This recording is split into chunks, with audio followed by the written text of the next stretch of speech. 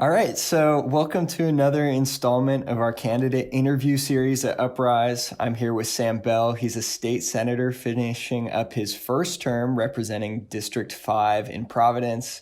He's known for his progressive stances on issues like funding affordable housing, expanding healthcare coverage, and also notably for challenging leadership at the State House. Sam, thank you so much for doing this interview. Thank you for having me on. I wanted to first talk about, we are in a somewhat of a crisis right now, and I wanted to hear what you are hearing from your constituents, like on the ground, that you think might issues that aren't being reported in the media, or just concerns that folks are having. Yeah, so I'm hearing a lot of concerns about just everyone who's struggling. People are suddenly struggling to pay the rent. They're suddenly struggling with medical bills. They're worried about their health insurance. They're worried about finding a good job. And the reality is, it's a crisis out there. There's a lot of suffering, and people need help. And the General Assembly is not doing that. Instead, we're talking about making things worse. We're talking about brutal cuts. And there's no real focus on any kind of recovery package coming out of the state. Nothing. Maybe a little bit for small businesses, maybe, but nothing real, nothing serious, nothing that would come close to meeting the scope of the problem. And the reality is that people needed this kind of help months ago. And the state could have helped, but did not, and chose not to. And I think that was incredibly cruel. And our decision to, not meet remotely to appropriate any funding to help during this crisis was an incredibly reckless and heartless decision. And I put the blame squarely on the leadership, who were not interested in helping the people of Rhode Island alleviate their suffering, and abdicated their responsibility to be responsible leaders. And what kind of rationale did they give for not meeting and not allocating any state money? I know there was no real rationale. I mean, the true rationale is that they're against helping people. They do not believe that that government money should be spent on helping people who aren't rich and politically connected. I mean, that's the reality. I also heard arguments that some people were waiting for, say, the next big batch of federal money, and say, why sink the state in a budget hole if we might get millions and millions of dollars from the feds? Like, what do you say to that argument? We're sitting on $1 billion of federal money that can't be used to plug budget holes under the law. And the reason why the federal government did that is so that we would use it to help people, right? It would not be used to plug budget holes. So it's silly when we have money directly for this purpose. By the time we spend it, it will be too late. And there's going to be an effort by that point to redirect it and scoop as much of it as possible to plug other holes. And I think that's wrong. I really do.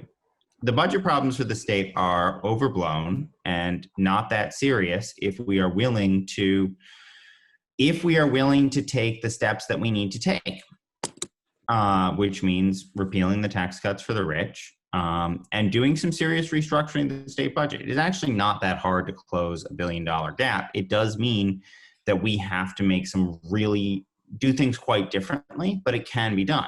I put forward a 19-point plan that lays out how to do that. And I really hope that we get federal money. I think it'll make things a lot easier.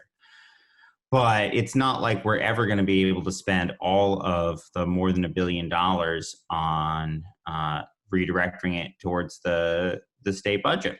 And so honestly, I think the state budget hole is a lot worse because we did not provide immediate assistance. I think if we had provided immediate help, the state budget hole would not be anywhere near so bad.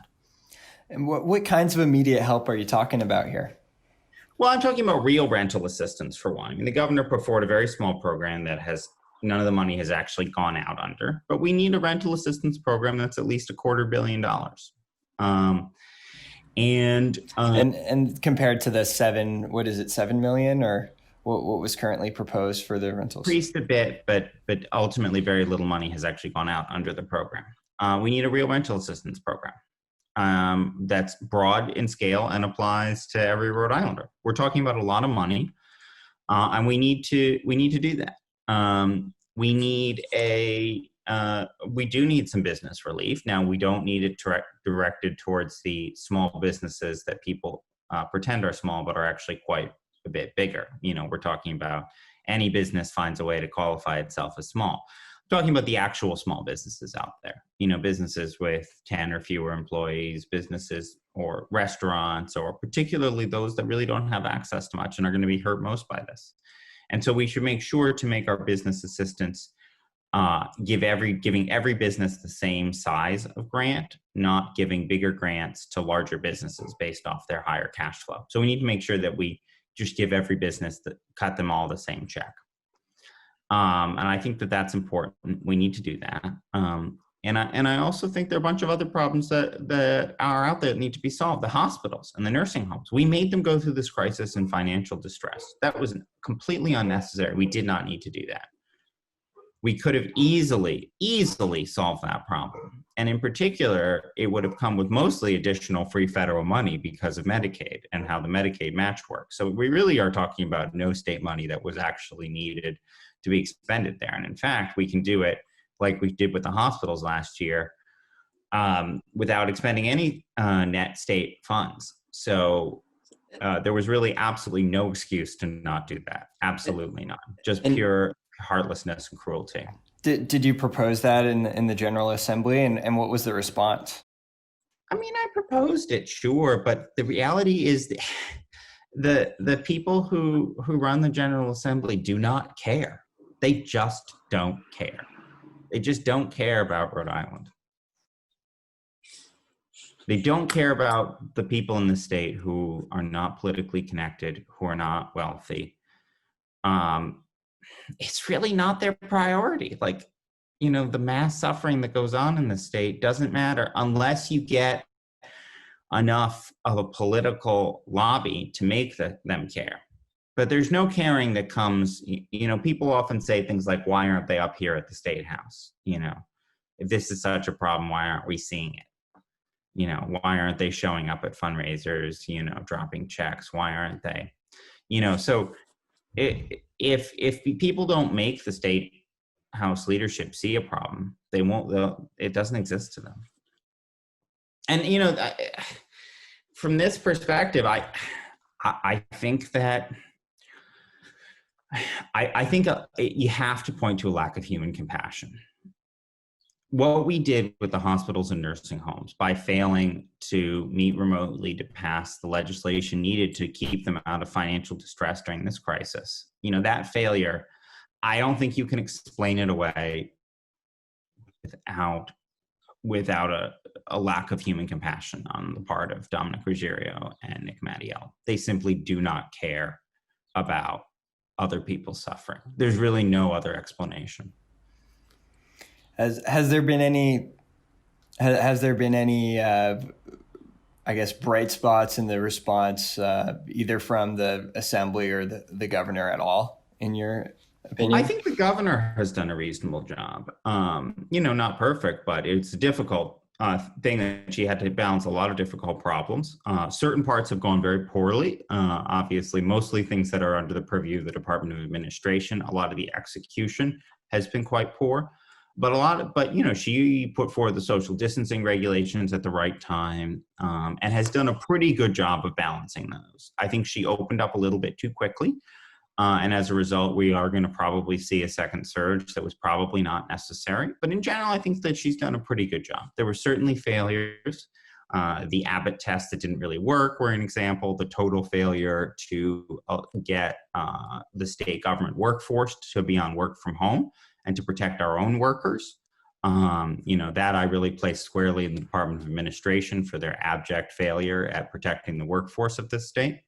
It happens that we were going through this crisis with particularly poor management at the Department of Administration, and I do think that was a problem and helped contribute to many of the state's problems. But in general, I think the governor did do a good job. I really point to Health Department Director Nicole Alexander-Scott for truly doing a fantastic job.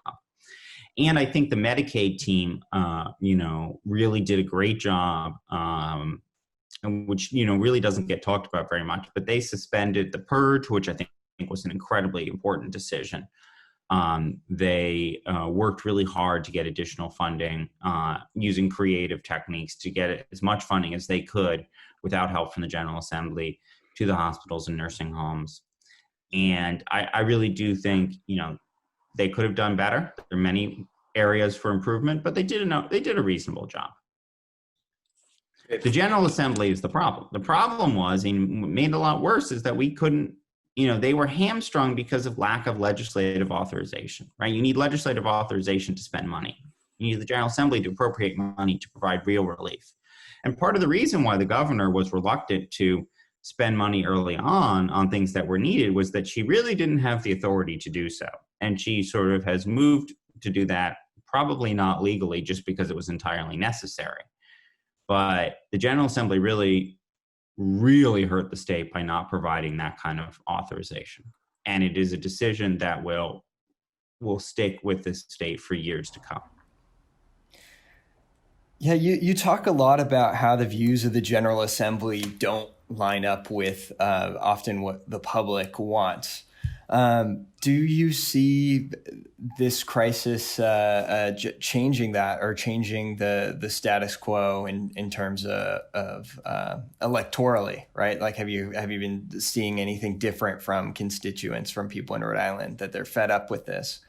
Yeah, people in Rhode Island have always been fed up with the General Assembly and have never particularly supported the hard right machine that runs our state. I mean, Rhode Island consistently polls like a normal democratic state, a very, very blue state, and so it does not support the extreme right-wing positions on whether it be on tax cuts for the rich, gun control, the extreme resistance to provide even basic reproductive rights. I mean, an extremely incremental compromise, or important and needed, but a real compromise around reproductive rights that just codified Roe v. Wade and banned all abortions not protected by Roe v. Wade, met with massive resistance, and we only narrowly got it through. And, we weren't talking about really rolling back a lot of the restrictions that currently are in effect.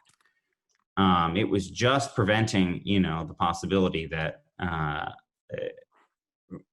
abortion rights could be eliminated in the state or severely curtailed beyond Roe v. Wade. There's huge resistance to marriage equality. Many people. Can we dig into the state? What was the bill again? The Reproductive Rights Act, or the? Yeah. So that was an incredibly important and really meaningful effort. And I think what it shows is the power of Rhode Islanders when we stand up. There was an incredible grassroots effort of so many people going up to the State House and forcing the State House leadership to listen.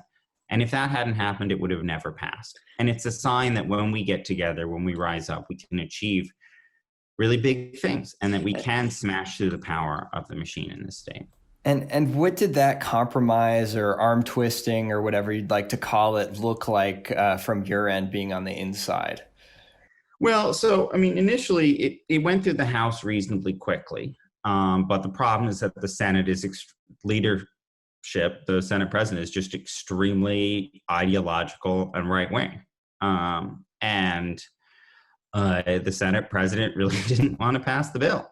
And so he had the Senate version of the bill voted down. He only under intense pressure did they eventually agree to let it move to the House version of the bill move to the floor. But it only happened, I think, because it was clear to them that their leadership would be really threatened if they did not allow the bill to move. And what does the intense pressure look like? And are you thinking about using similar pressure on other issues, like when you think about your goals for further down the line?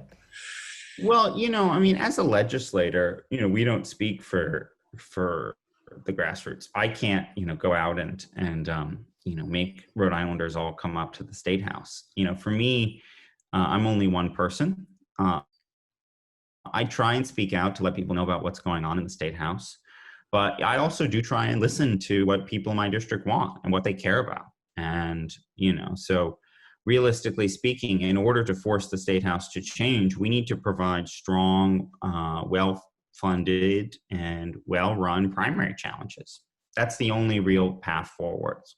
And I think there's some really exciting races right now, but we need to do a much better job for much stronger primary challenges. And I think when presented with a real choice, Rhode Islanders will always pick an actual Democrat over someone whose policies align with the machine and often many of the core values of the National Republican Party.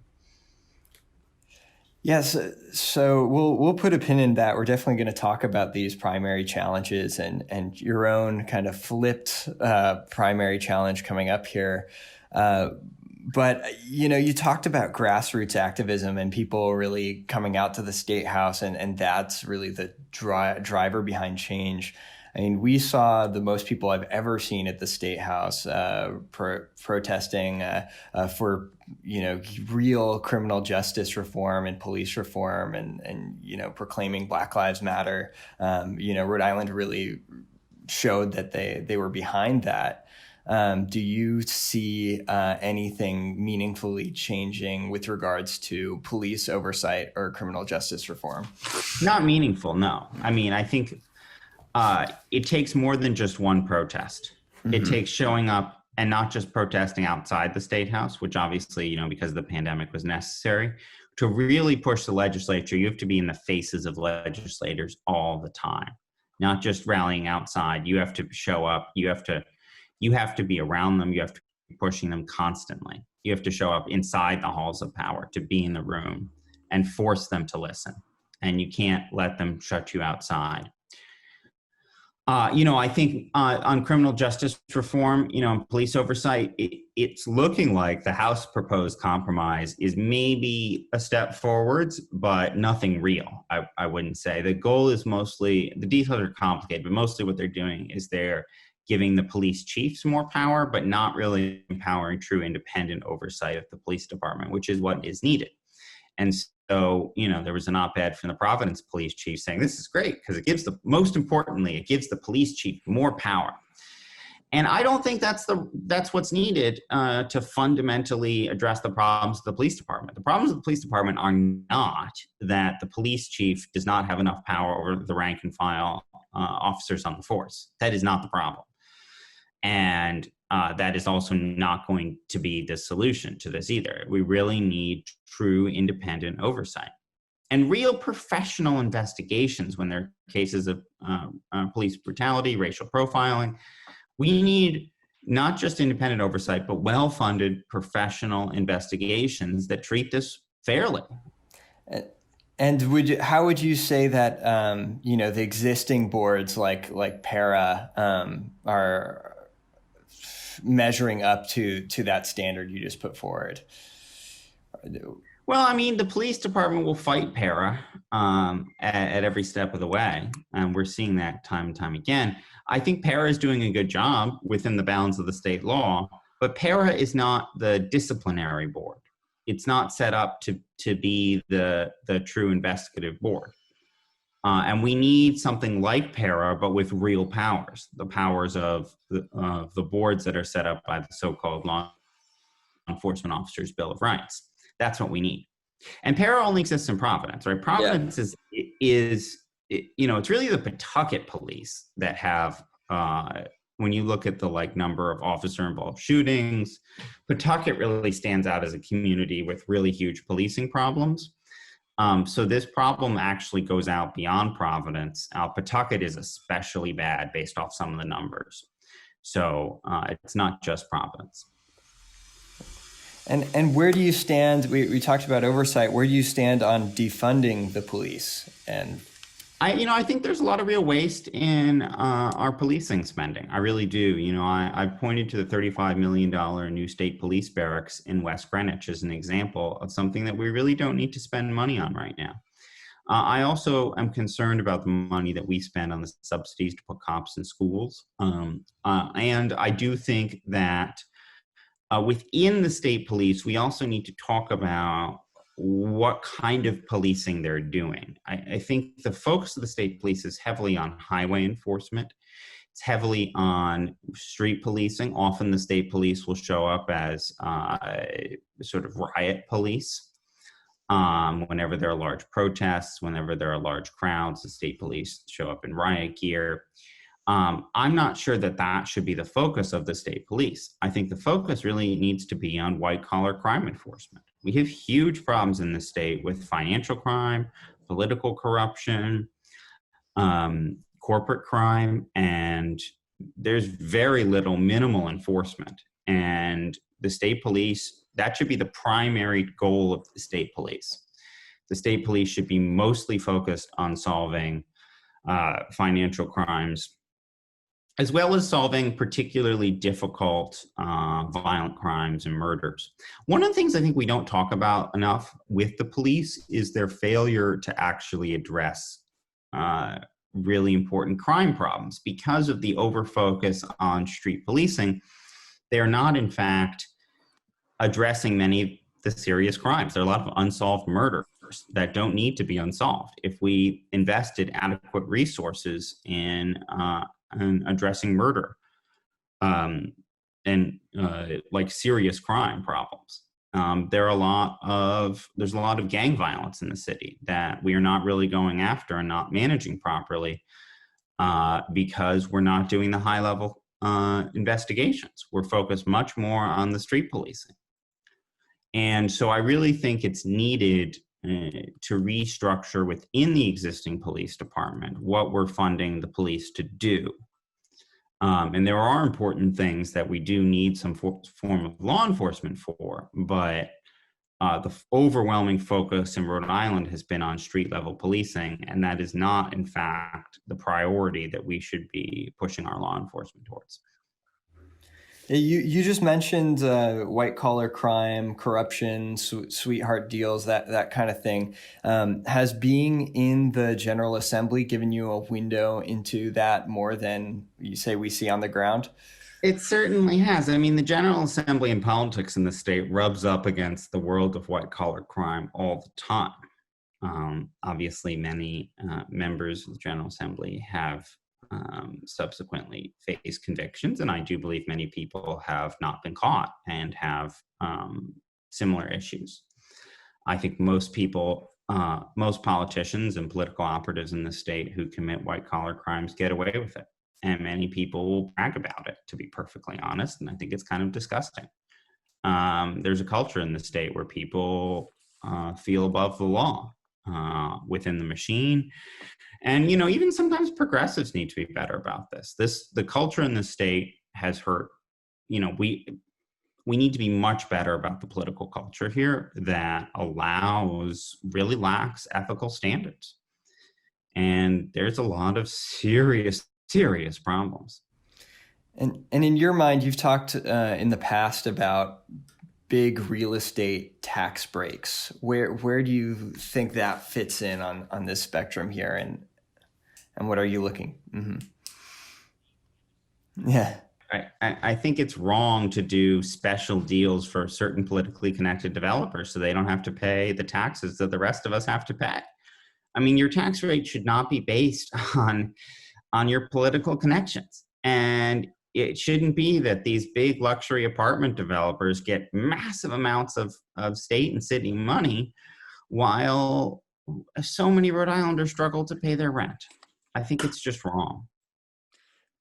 So given that, do you think there's any sort of industry that we should be subsidizing that's maybe not commercial real estate? Yeah.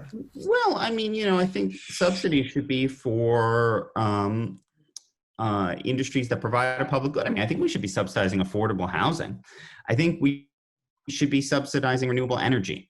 I think that we should be subsidizing placemaking and creating good public spaces around our developments.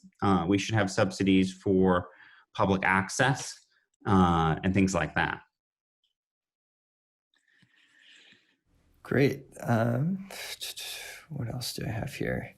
So I know we're jumping back to the COVID crisis. If there is a state, first of all, do you see any sort of state recovery package at all at this point, or is that just not going to happen?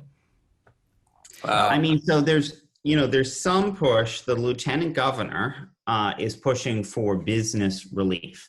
And at the beginning of this crisis, I was shocked. I thought that what the battle I would be having would be to make sure that, the people of the state are included and it doesn't just all go to businesses. But not even apparently there was a real feeling that we could let all these small businesses, because they aren't the big businesses with the political connections, we could just let them all fail and let a bunch of small corner stores just go out of business. Let restaurants, which are a huge industry in our state, just fold, and that was just okay. And so the lieutenant governor is leading a push that I do support for some business relief. Now, I think it's important that we provide all businesses equal grants instead of making the grants proportional to their income. But I think that hopefully that could be, one of the things that maybe the General Assembly and the powers that be in the state will listen. But even the governor, who controls this funds and had the ability to do this earlier, just didn't do it. And if it had been the big businesses that were really threatened, you better believe the state money would have been there. But it wasn't. And, a lot of people say they care about small businesses, but usually when a lot of the machine folks and the conservatives say they care about small businesses, it's a way to hide that what they're really saying is they're caring about big businesses and rich people. They just pretend that they're small businesses. They're people who are owning, run their own, restaurant with 5 tables in Olneyville.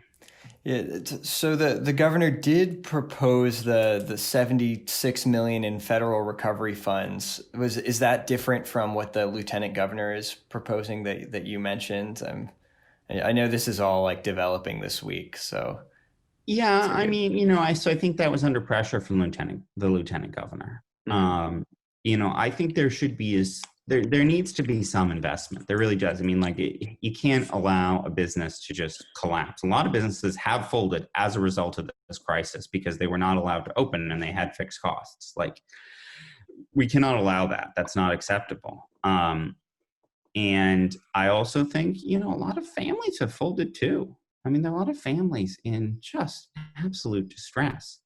And states were given this money to solve these problems, and we do not seem to be even using the CARES Act funds. And I really think we should go beyond the CARES Act funds. I think that we should do some bonds to fund real relief efforts, humanitarian relief efforts for the people in our state who are struggling, because we need to invest in the recovery. But the real fight right now is going to be against making things worse. Yeah, the real fight right now is going to be against brutal cuts, because that's what happened last time. The last crisis, what the General Assembly did was slash taxes for the rich by 39%. And it was one of the biggest tax cuts for the rich at the state level in all of American history. And do you see any common ground in the legislature or in the assembly where the majority of people at this point might vote against deep cuts? Or is that something politically feasible? I don't know the majority. Yeah. Actually, but I think a lot of people in the General Assembly don't support things. But the question is whether they will stand up to the leadership, right? It's easy. It's much easier to get people in the General Assembly to think something isn't a good idea than to get them to actually vote no. And there's some appetite. I think if the cuts are too brutal, the Senate won't pass them.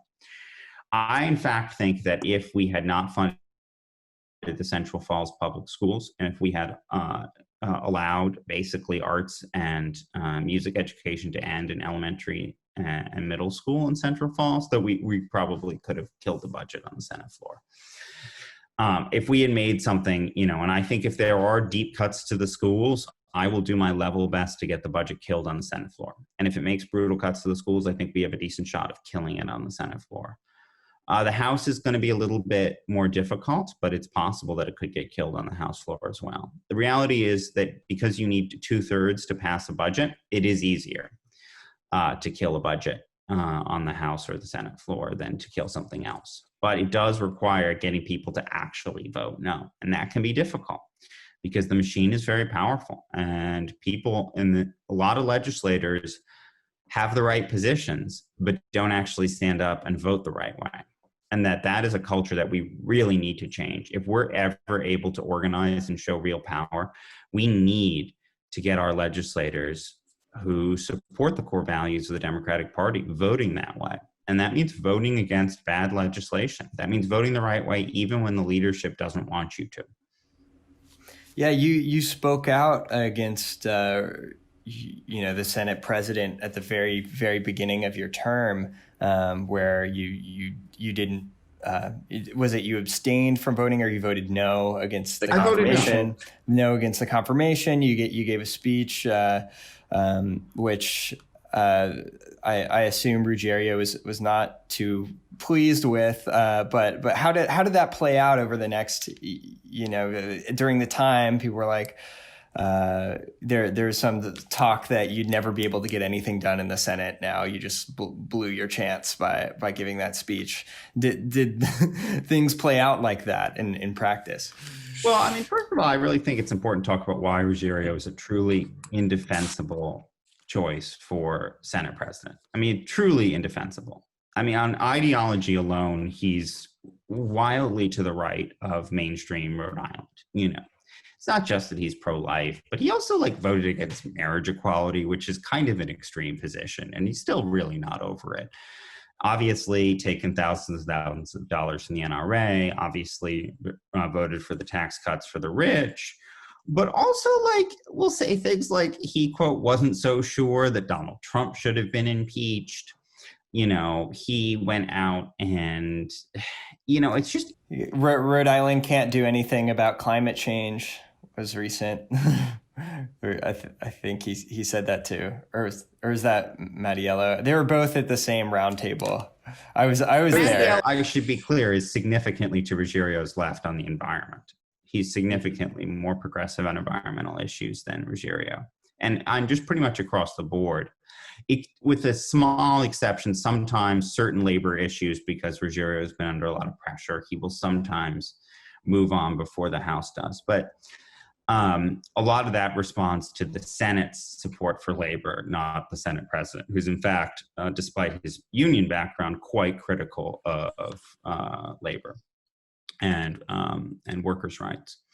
The other issue is the Senate president has serious personal misconduct problems. I mean, like a long and pretty indefensible history. I mean, he was arrested for shoplifting condoms from a CVS. And it's not just that, but it's the way that political power is used. He wasn't charged. And normally, if you're a person of color and you shoplift condoms from a CVS and the police will press charges. And you can face very serious penalties in this state. Vandalized a car of a businessman who refused to meet with him. There was obviously the mortgage scandal, in which he I think basically fraudulently signed a mortgage saying it was his primary residence when it wasn't even in his district. And it was a special low interest loan mortgage only available to people with political connections. And then, of course, there was the DUI that John Oliver covered in such lurid detail more recently. I mean, you have a very, very, very long history of serious personal misconduct problems.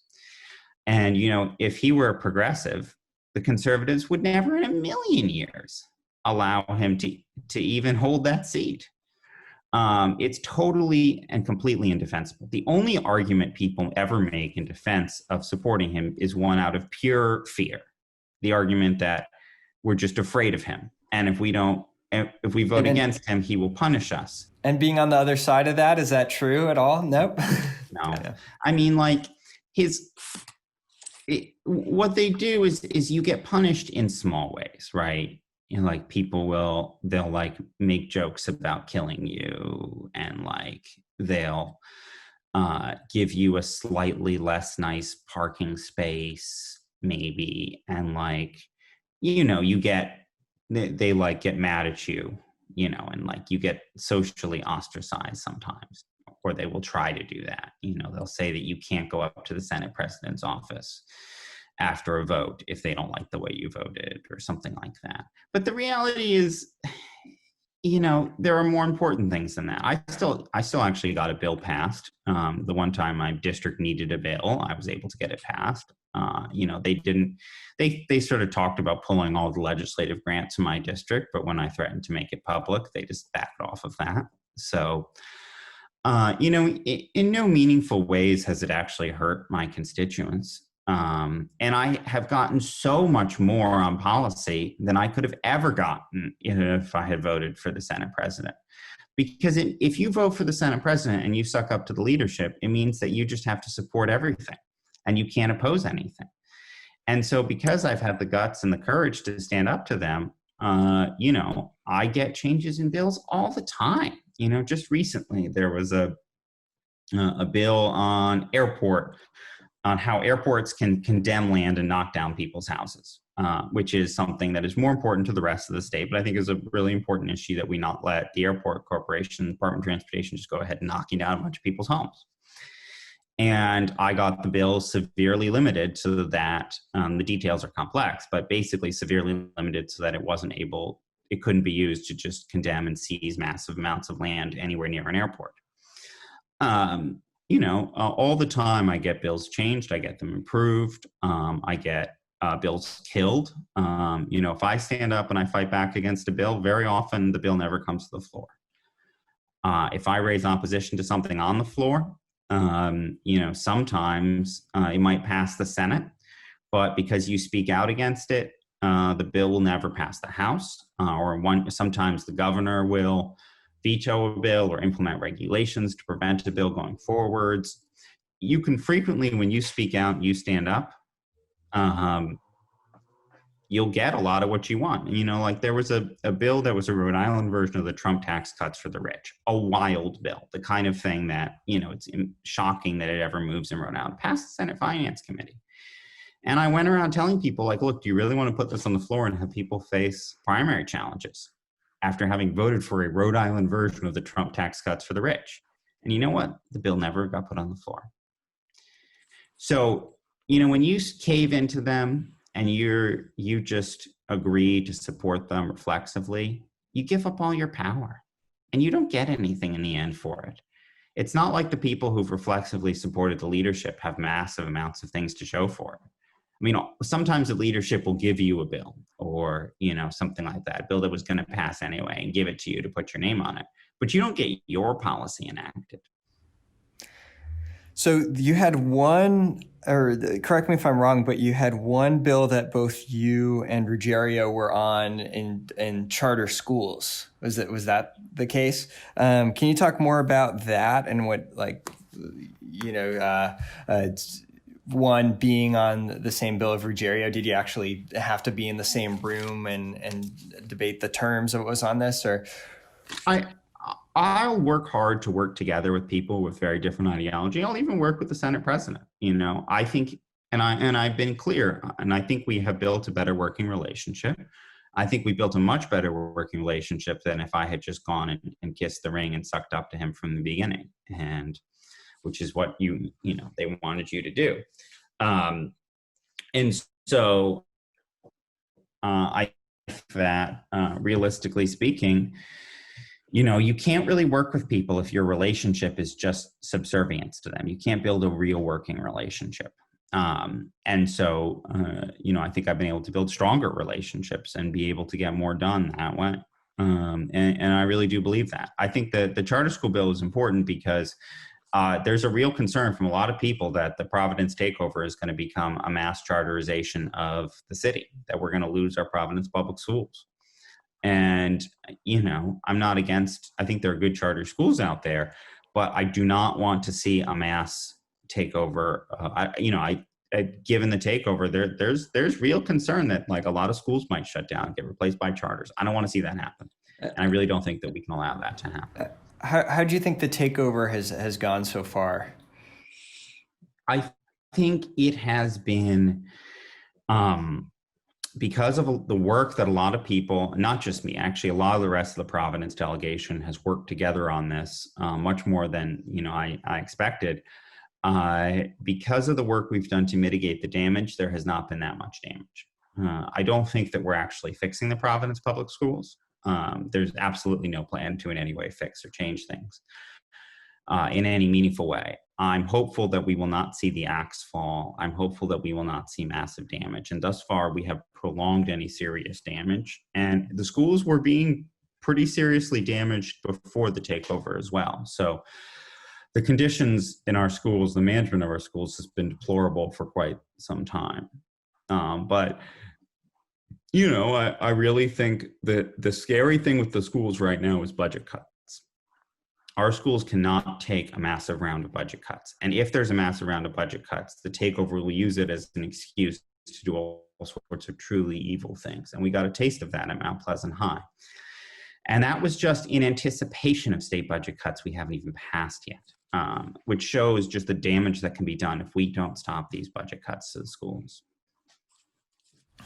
Thanks for that. So you have a challenger from within Providence, Joanne Ryan, who's on the Providence City Council. You know, thinking about your campaign going forward, how do you differentiate yourself from her? How are you making the case that you deserve to keep your seat and you know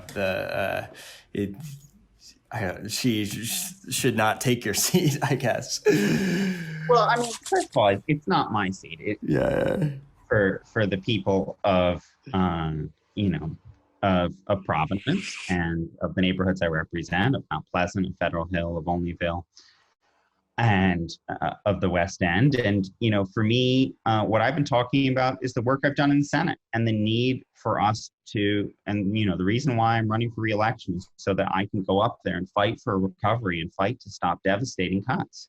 And that's really what I've been campaigning on, the need to stop brutal Medicaid cuts. You know, I was one of the few people to vote against the budget last year because it slashed Medicaid for the nursing homes. And I do believe that made this pandemic so much worse. Hold on. I'm going to close the window because my neighbor is mowing the lawn. And some background noise. And so, and I've been talking about the need to fight back against the cuts to our schools. And you know, people have been very, it's been really humbling. People have been very, very supportive of the work I've done in the Senate. I did not realize, to be honest, quite how much people appreciated it in my district, but they really, really do. And, you know, that's really what the campaign's been about. It has not been, you know, I've tried to avoid attacking my opponent, and you know, we have some issue disagreements, but I really want this campaign to be a conversation about where we want to go forwards on policy. And in terms of talking to your constituents, over your first term, has anything constituents have said to you changed your mind or positions about certain things? Well, I mean, my mind is often changed by when constituents reach out to me, particularly when it's an issue that, you know, my constituents know a lot about. Someone, you know, maybe an expert on a particular bill, and I didn't know too much about it. So I've learned a ton from my constituents. You know, for instance, I voted against, and I was opposed to the effort to move adult education away from RIDE. Because people who were experts in the field of adult job training reach out to me about it. You know, there are tons of examples like that. And I do my best to listen to my constituents on where to focus. You know, my constituents really have huge problems with Medicaid. And so I've really put a lot of effort into focusing on Medicaid access. A lot of my constituents have immigration problems and problems dealing with the state on immigration. So that's been a big focus of mine. You know, so I really try and listen. And, you know, people cared a lot about passing reproductive rights and codifying Roe v. Wade. So, you know, I work very hard to try and support that campaign. I do my best to listen to where people are. You know, my district, I think, is very close values to my own. So I've never really, haven't really been in the experience of having my district, you know, really push back on me on anything. Sometimes I think I'm not quite left wing enough for some people in my district. But in general, because I'm so much, typically at the state house and, in this election, I face pressure from the right. That doesn't really factor in. So, yeah, I mean, almost no one in my district ever supports the kind of right-wing ideas of the machine. I get it. I almost never hear that. And do you see, a sea change this election season with all these primary challenges, and what gets you excited? Well, I think it is exciting. I think that, the problem all these challengers face is a lack of institutional support. It's hard to raise money as a primary challenger, and a lot of activist groups in the state are unwilling to support the kind of candidates who really challenge the machine. And I think we as a progressive movement need to be better about supporting the kind of people who are really willing to get up there and fight. Instead of just taking the safe choices on the easy races, we need to invest in the tough races, in the races that really mean challenging the power structure. And we have to do that. And we have to come together as a movement and invest in supporting the candidates that we really need. So I think there's some exciting races. I'm very excited about Tiara Mack, who can really move this state forwards in terms of reducing bigotry against the LGBTQ community, and be a stronger advocate for low-income people, which is something that's very close to my heart. I think that's a very exciting campaign. I want to point to Lenny Seo, who's running against the Senate president. I think he hasn't gotten the institutional support he needs, but I still think he's an incredible candidate and he's got a strong chance, and people really should invest in it and believe in that campaign. I think I'm really excited if former Senator Culkin could come back to the Senate. We desperately need her voice, and, I think she'll be a strong champion. I'm really excited about that election. I don't want to go through all of them, but there are a ton of really great candidates out there I'm really excited about. And here in the House district where I live, I'm supporting David Morales against the incumbent Dan McKiernan. So there are a lot of really exciting races, and I'm really hopeful that we can make some really important changes. And for these candidates that you support, what advice are you giving them? Say, because you were in that exact same position, I guess, a year ago. Yeah, I mean, I think believe in yourself. Believe in yourself. Keep fighting. A lot of people will tell you that they support largely what you're doing, but just can't support you challenging the power structure. And you'll get a lot of that. And you need to just work hard, go out there, knock on doors, and send the message to the people of your district. And if they agree with you, they'll elect you. And the reality is money and institutional support matter in elections. They matter a lot in primaries. And so, we as a community, as a progressive community, need to be better about supporting challengers. It's something that we need to do a much better job with. So I'm really excited. I hope people work really hard. And I'm really looking forward to hopefully having some great new progressive voices in the Senate and House. Great. And I have one last question, which is other than preventing deep budget cuts, or actually, I really needed to touch on evictions, because I don't think we've talked about evictions and housing enough. This is a crisis right now. As we look forward, the governor's put forward a little bit of money, but what do you think needs to happen right now, or what can? With housing, there's a real effort to kind of dance around what's really needed, and what's really needed is extremely large sums of money. We need massive rent relief. Rent is just not affordable in this state. And the only way, if we want to have the quality of housing that our constituents and the people of Rhode Island deserve, we need to pay for it. And that means public investment on a massive scale. And right now, we have to invest at least $250 million in rent relief if we really want to prevent evictions. And, you know, an eviction moratorium is a good start, but it's not going to take us all the way. We need rent relief. We need massive investments in rental assistance. Renters need to get public money from the state right now. It's the only way. The only way to meaningfully tide people over. People need money to get out of these problems. And what's your strategy going forward as a state senator on that issue? I mean, I want to call attention to it, and I keep trying to demand an investment in a recovery.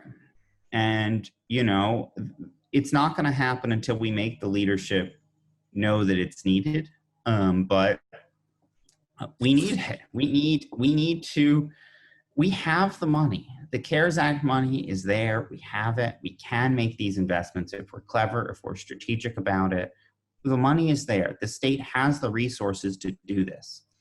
And yes, in some cases, it means wealthy interests getting a little bit less. But we need to care, and we need to invest in helping people who are really struggling. It's so important. And, you know, one other thing I want to talk about, you know, is at the same time as we're, you know, bending over backwards to say, oh, you know, we don't have the money to invest a couple $100 million in rent relief right now, we're talking about giving more than $500 million in a sweetheart deal to the big gambling corporations. And I really think you have to look at both sides of that. In the same time as we're saying, oh, you know, we can't afford, oh, you know, where are you going to find the money? How are we going to be able to get the funds for rent relief? We're talking about giving more money to the big gambling corporations in pretty much pure waste, just because of their political power that they've used to get money from the state. And I just don't think you can separate those two issues. You can't separate our failures to invest in the people who are struggling from all of the money that we give to the politically connected corporations, to rich people, to the luxury housing, to the people who don't need help. You just can't separate the two. And for me, I've tried to fight back both against the subsidies for corporate interests, for the rich, and to fight for these investments, because I believe they're linked on a fundamental level. Yeah, and where do you see your priorities for Rhode Island in the far term? You know, we've talked about short term, near term. Yeah, you know, I'm a realist, but I think Rhode Island has incredible potential. You know, I think we have the ability to not just be a state where, you know, for so long, Rhode Islanders have felt like our state is an embarrassment. I hear constantly from my constituents, they just want to get out of Rhode Island. And that's embarrassing. It's a sign of how much of a failure our state has been. We can be a state that we're proud of. We can be a state that really invests in lifting up the people who are struggling. We can be a state that leads this country in showing where we're going to go and showing how powerful we can be at helping the people who need help the most. And we can be a state that leads this country in growth, because the way you really grow an economy is growing it from the bottom up. Instead of being a state where our economy is always struggling because we give all of our resources to the wealthy who don't really truly create jobs, who don't really truly create value in our economy, we can be a state that invests in the people who really need it, invests in building up money in the pockets of Rhode Islanders so that they can invest in spending money on their local businesses and growing their economy from the ground up. And that's the state I really believe that we can get to. And I also do believe, and part of my vision for Rhode Island is, if not ending the corruption, making us more normal in terms of corruption. We do not have to be a state with this kind of out of control culture of political corruption. And I really do believe that that is something we can end, and we end it by changing the people who are in positions of power. Is there anything else you'd like to add? Well, thank you so much for having me on. You know, the other thing I'd really like to add, and I think, you know, for the people who watch Uprise,